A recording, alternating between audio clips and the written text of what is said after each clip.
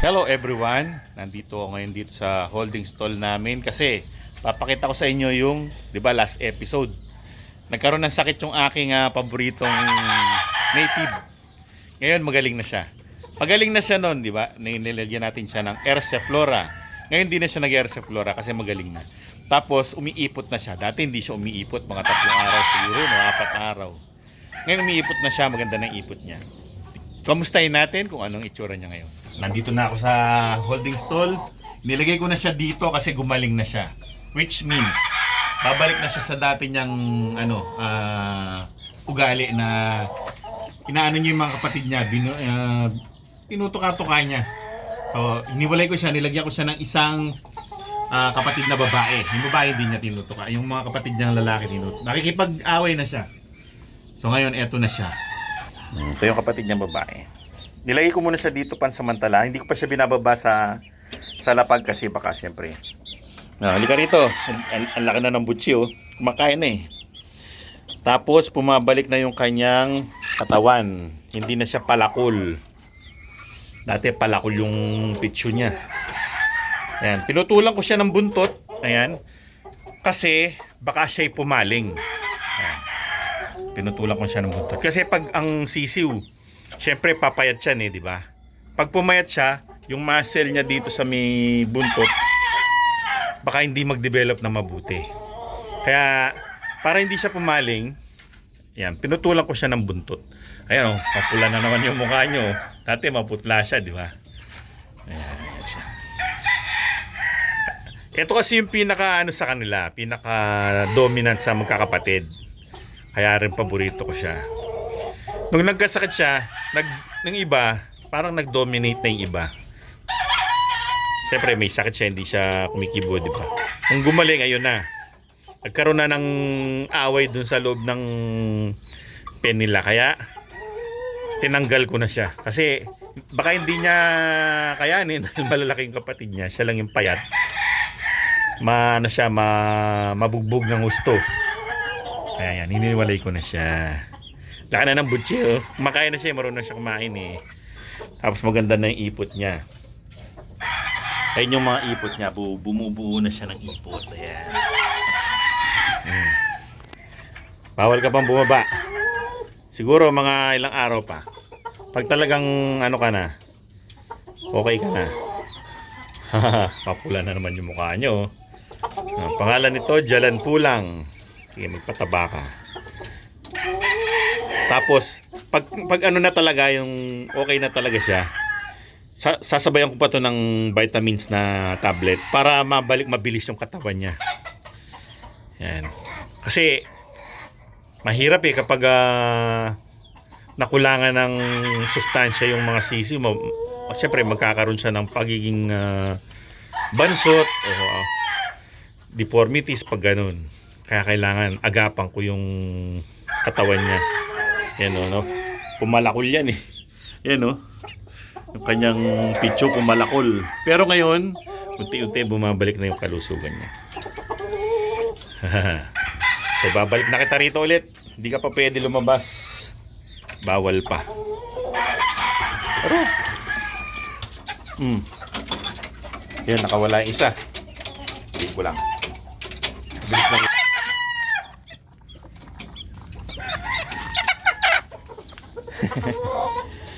Ang hirap maghuli ng isang kamay. Dali. Lagay ko lang yung camera dito. Yan, makikita niyo siya. Napasok ko si... Yan. Bawal pa kayo lumabas. Lalabas din naman kayo, hindi lang ngayon. O, yan, nandiyan na sila sa loob. So, well. Tingnan naman natin yung ibang mga alaga. So, tingnan naman natin yung aking mga bulik. Yung mga paborito ko, si Jalan Pulang tsaka sa mga bulik. Bakit yun lang naman yung akin talaga eh.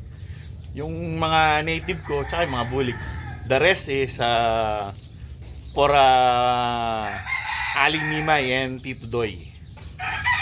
Sa kanila na yan lahat ng iba. Yan lang yung sa akin yun.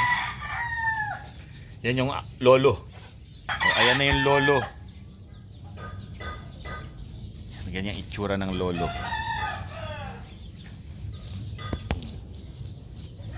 High station. Namana ng mga bulik sa kanya yung high station. Pati yung ano rin naman yung inahin ko. High station. Yan ang lolo. It's Rudy. Light bulik. Tapos ito yung tatay high station. Sa mga nakakasubaybay, kilala nyo na to, si 2 high station, pero walang buntot. Paglulugon pa lang siya, naglulugon. Ano pa siya, nasa process ng paglulugon. Yan ang anak ni Rudy, number 2. Tapos yung mga anak ni number 2 nandito. Yan. Si 11 tsaka si 12. Pakawalan ko pa. Si 11.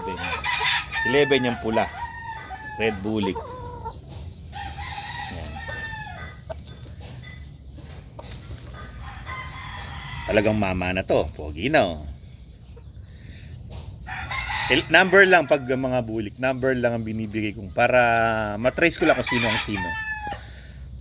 So by 10 sila, by 10s. Yung mga first batch, 1, 2, 3, di ba? Second batch, 11. O, pag ito, nagkaroon ng mga anak, 21, 22, yan. Ganun yung bilang. Yung magiging ano nila, pangalan nila. Yan si 11. Paano kung sina binibigyan ng pangalan na number? Based sa unang mag-mature. Para ito yung unang nag-mature, siya yung 11. Tapos yung isa, 12. Light bulik yung isa. Pero maganda yung pagkaka-light bulik niya, pantay-pantay. You know, pantay-pantay na pagkabulik. Diba? Ito naman red, parang si 2. Kakulay ni 2. Nung ganyan ang edad ni 2. Si Rudy, iba yung pagkabulik niya. Light, tapos hindi pantay-pantay. Light bulik. Yung isang light bulik, maganda yung pagkaka-light bulik niya. Pantay-pantay. Ayan. Ganda, no? Mga high station, magaganda. Pag hinawakan mo naman yan. Baga sa ano eh, sa Kapampangan word eh, makuswelo ka. Yung parang, tawag doon sa Tagalog eh, o sa English eh, parang solve na solve eh. Ang ganda ng katawan. Puporma na yung galo. Kakaroon na ng stand-up na konti. So, ayan. C11 and 12. Yan ang sinasabi ko. Huwag kayong mag-away. No fighting. Hey, hey, hey. No fighting. No fighting. No fighting. No fighting. No fighting. Fighting is not allowed. Diyan na lang kayo. Ano na lang kayo dyan. Yan. Maggagala na lang kayo dyan. Huwag na kayo doon. Masyado kayong siga.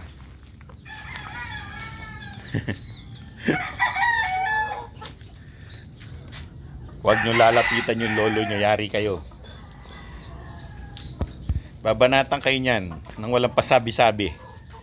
Hindi katulad ng tatay, medyo mabait yung tatay eh. Papunta naman tayo dito. Tignan natin yung si 13. So nandito si 13. Si 13, siya yung mas pinakabata sa kanila. Ayan, si 13. Ayan, si 13. Iniwalay ko siya kaagad kasi siya yung hindi nakakakain na mabuti dahil sa tinutuka siya ng dalawa. Iniwalay ko nila. Ganda na mukha, puffy face. Parang si Rudy. Ayan, hindi nyo makita yan. Lapit natin. Yung puffy face. Maga yung mukha. Maga yung mukha niya. Pero hindi sipon niya na. Maga lang yung mukha. So ayan, si 13. Tapos meron akong hindi sa akin na bulik. Andito. Ito magwapong manok, pero hindi sa akin. Pero akin na, pero hindi ko palahi pala. Ayan. JM Fantastic Bulik. Mas light pa siya dun sa 12. Mas light siya dun. Yan ang itsura niya. Matangkad din. Para nga sila magkakapatid eh. Magkakasintangkad eh. Nilagyan ko na siya ng pulet. Para mabuo na rin yung loob niya. Tinanggal ko rin siya doon dahil sa tinutuka din siya. Yung dalawa naman na yon, yung si 11 tsaka 12, nagtutuka na rin. Pero medyo body pa sila. Kaya hindi ko pa sila pinaghihiwalay. Ayan, kagwapo. Yung kabila niyang tuka, mayroong black. Pero hindi yan sipon na. Kulay ng tuka niya. Meron siyang black sa tuka. Ayan o.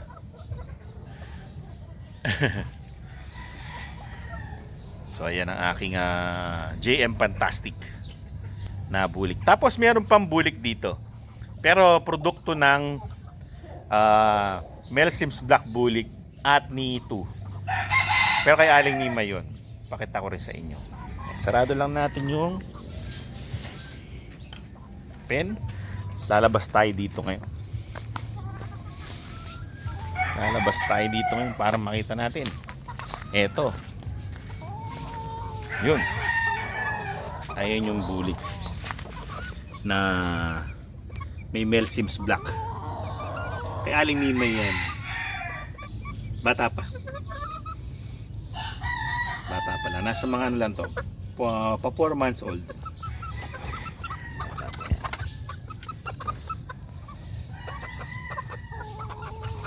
Mahaba din yung mga bias niya eh. Ito pa nga siya nahihiwalay eh. Dahil sa ita-transform ko itong mga long pen na dalawahan para sa mga inahin. Ayan yung bulik na meron siyang dugong Mel Sims Black. Tapos tignan naman natin yung kapatid niya. Ito naman yung kapatid niya. Hindi siya bulik, black siya, black. Pero ang kapatid sila. Ayan. Kapatid yan ng bulik. Black siya, black. Nagmana siya sa nanay. Yan namang isa, nagmana sa tatay. Ayan. Pero may dugong bulik yan. Heavy sa bulik yan. Half bulik, half Mel Sims Black. Hindi. Half bulik, 1/4 Mel Sims Black, 1/4 Gilmore Hatch. So, 3-way cross ito. Tangkad din naman, wala lang siyang buntot. Patubo pa lang. Ito naman ang aking kaisa-isang inahing bulik. Pure Agilahas. Mabait siya. Yan ang maganda. Gusto ko yung mga ganyang inahing. Pakita mo yung sarili mo. Ayan, aking ina. Dito ka.